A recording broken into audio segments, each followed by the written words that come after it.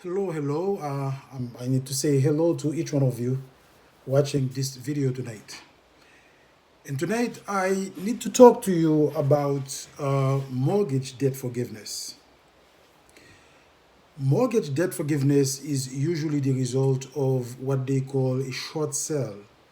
What is a short sale? A short sale is when you sell your house for less than you owe the bank. So you owe the bank, say, $200,000, right? And the market value of your home is $100,000. So now, if you want to sell your house on a short sale, the bank has to agree with you in writing, okay, stating that it's okay to sell your home for $100,000 and we will forgive you for the balance of $100,000. So remember, you owe the bank $200,000. However, your house, the market value of your house is only $100,000. Of course, if you sell your house for $100,000, you would owe the bank $100,000. However, the bank already put it in writing that you don't have to pay them back. Okay, so that's what we call forgiven debt, or debt forgiveness. So what happens?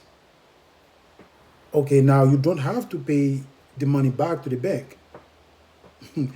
But the most interesting part for the IRS, the one that forgiven debt of $100,000 is your income. Let's say you make only $50,000, at your job. So now you're gonna have to pay tax on $150,000. That's a lot of money. Let's say that would be a lot of taxes, okay? Um, and by the way, it's the law. Anytime a bank has that type of transaction, it is required by the law, that the bank fill out a form of 1099-C to report the debt to the IRS. And they would send a copy of the 1099-C to you as well, and they will tell you that you need to report it on your tax return. So don't even think about it to say, well, you know what, I'm just not going to report that. Don't even think about that, because the IRS already knows about it, okay? So whether you have to pay tax on it or not, you have to report it on your tax return. So the good news is there's more than one way, I would say, to avoid, legally, to avoid paying tax on the mortgage debt forgiveness.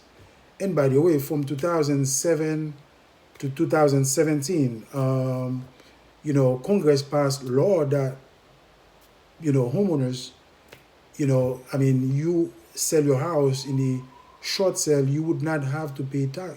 Let's say you didn't have to pay tax on that forgiven debt from 2007 to 2017.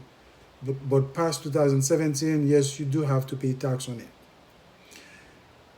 But one of the few ways you can avoid paying tax on a forgiven debt is something called insolvency.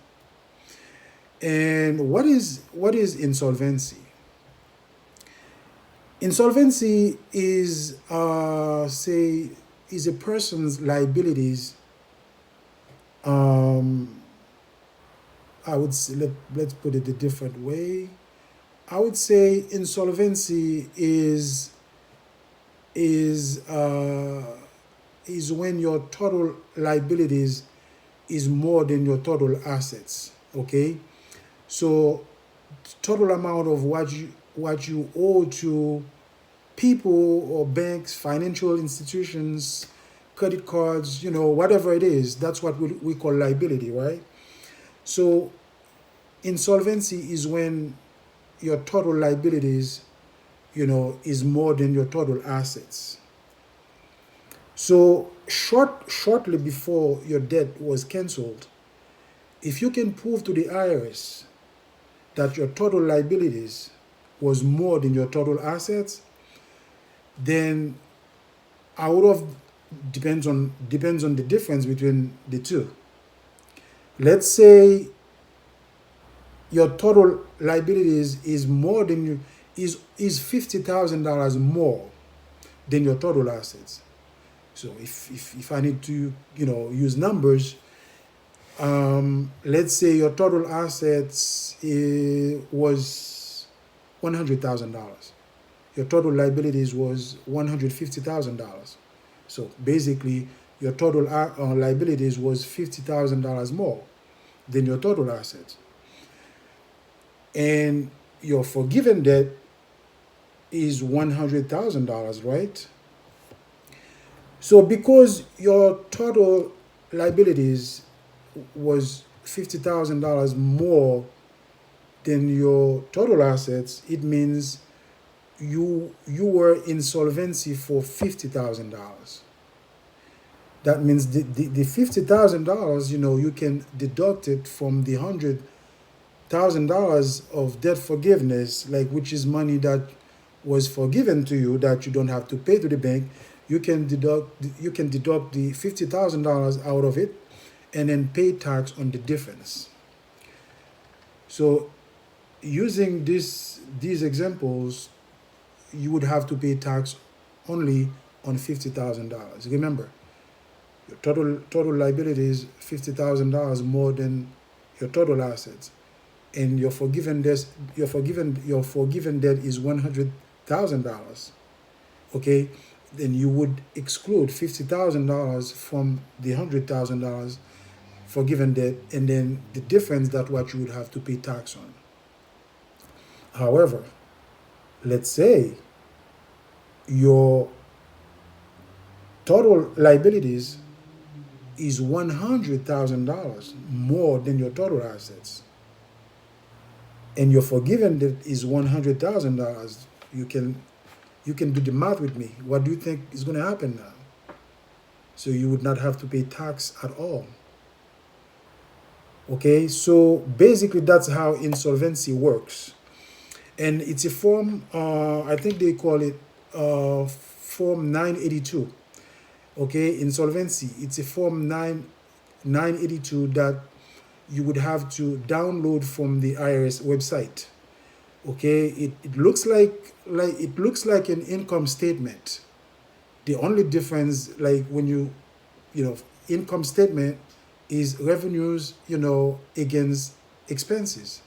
But in this case, it would be assets against liabilities. Okay, so you download that form from the IRS website and fill it out. Add up your numbers on both sides, assets, liabilities, okay, and see the difference. As long as this is something that you should be able to prove to the IRS, if that was your situation shortly before your debt was canceled. Again, it has to be shortly before your debt was canceled, okay, to show that your total liabilities was more than your total assets, and that would help you either to not to pay tax at all on your forgiven debt, or to pay a partial tax.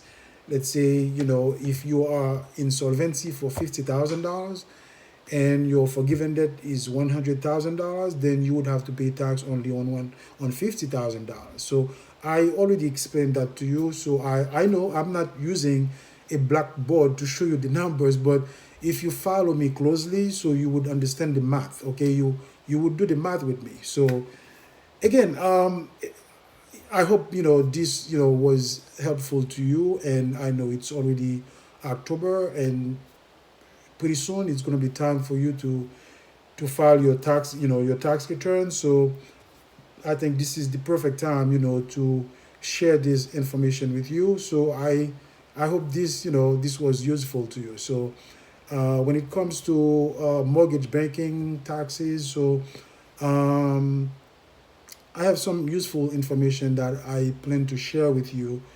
going forward. Okay, so meaning what? Meaning for tonight, I will just say good night, but I will see you again. Okay, good night, see you again. Bye.